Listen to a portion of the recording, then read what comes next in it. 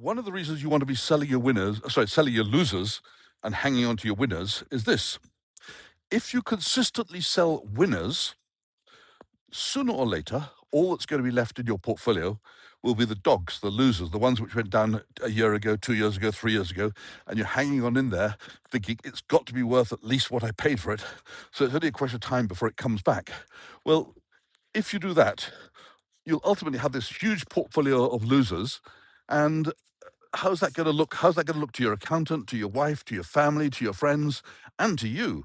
Psychologically, it's very bad for investing to have a portfolio full of losers.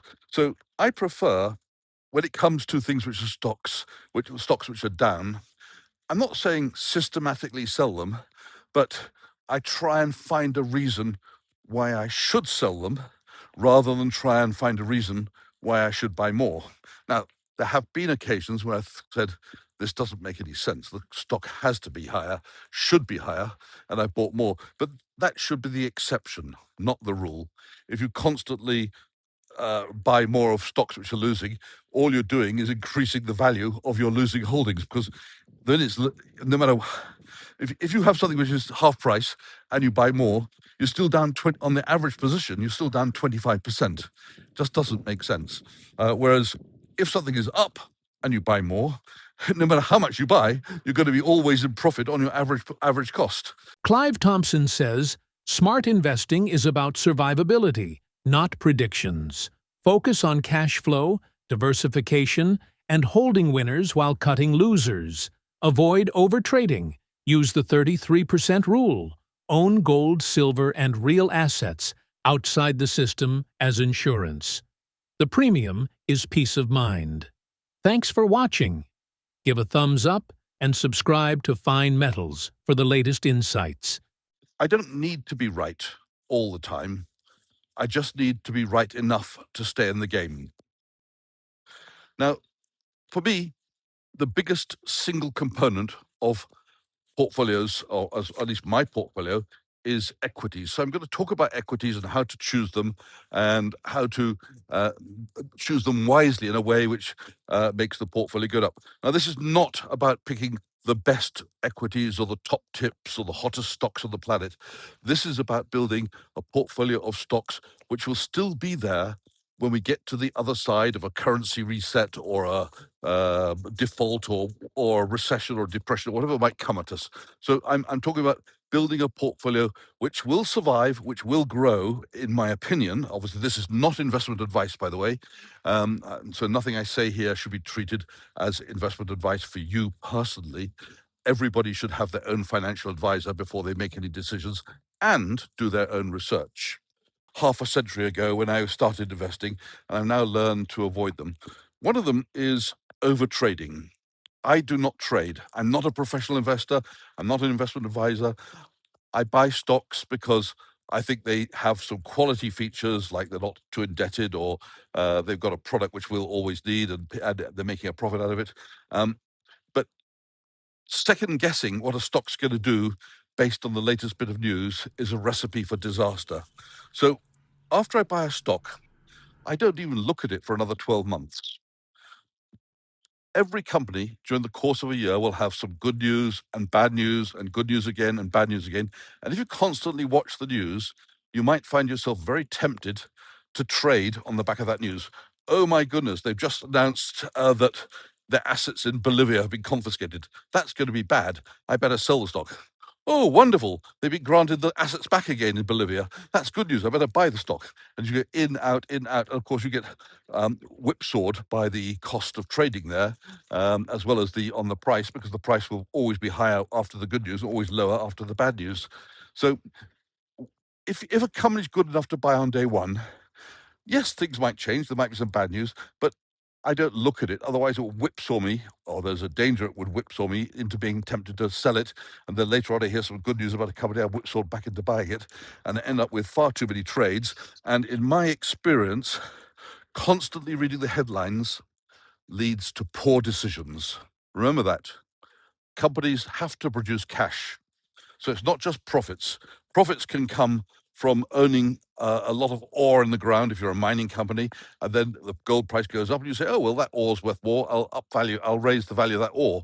Well, that's all very well and good, but if you haven't got cash coming in the door because you're not digging it up and selling it, then you can't pay the workers, and then effectively your workers leave because they're not being paid, and you go out of business. So, and I used a mining company as an example, but it could be any company on the planet.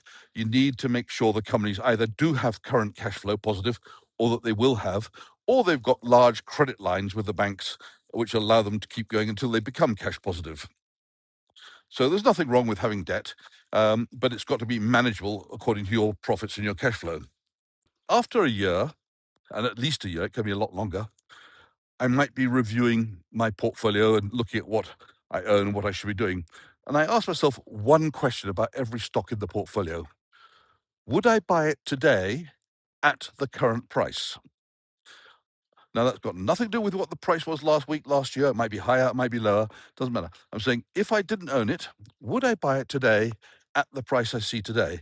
And if the answer is no, more than likely, I should be selling it, because more than likely I can find a different company somewhere where the answer to the question would be yes. So that's my first question. If something is in my portfolio that I wouldn't buy at today's price now, assuming I didn't own it, well, probably I can find something better and I probably should sell it. A rule which I don't always apply, but I think is a great rule to apply, and it's called the 33% rule. And it goes like this. Basically, when I'm buying a stock, I think it's a great idea to only buy 1/3 of the amount that I would like to buy. Because once you've bought something, you can then think about it a little bit more and say, am I happy with it? I had an example yesterday or the day before yesterday. A friend gave me a great stock tip. It was fantastic. It was a company with a lot of cash on the balance sheet. The cash was a lot more, or cash was like 75% of the share price. They had a great business. Everything looked hunky-dory. I thought that's absolutely fantastic. It's only a question of time before the share price starts to reflect the fact that it's got growth and almost all of the business is cash. It doesn't make sense, the share price.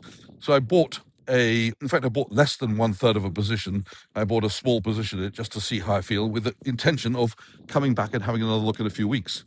But within a day or so of looking at this company and buying it, and I bought this tiny position, I did a bit more study. I came to realize that something like 76% of the company is owned by one family. The family members on the board of directors are the major shareholders, the family foundations are shareholders. In other words, there's no outside activist shareholder, no competitor company going to come in and try and buy the whole company, because they can't.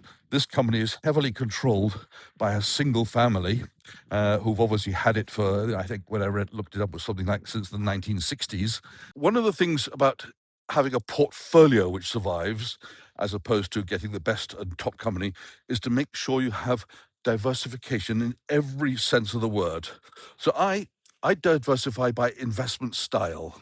Now, what's investment style? Investment style can be one investment style is growth, buying growth companies. Another investment style is buying value companies.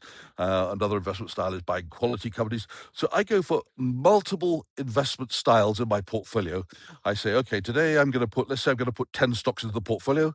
Well, perhaps 2 of them should be growth style, 2 of them should be value style, 2 should be quality, i.e. highly cash generative businesses. 2 of them could be cyclicals or commodities. 2 of them could be turnarounds, companies which have fallen on bad times, but where I can see a catalyst why it's about to turn around. Now, some of these companies might be underperformers or underperforming, and that's the point. So different styles work at different times. So we've just been through a very long period where growth has been the style which is working, but who knows what will work next year? Maybe the style will be small caps, maybe the style will be value, maybe the style will be turnarounds. We don't know.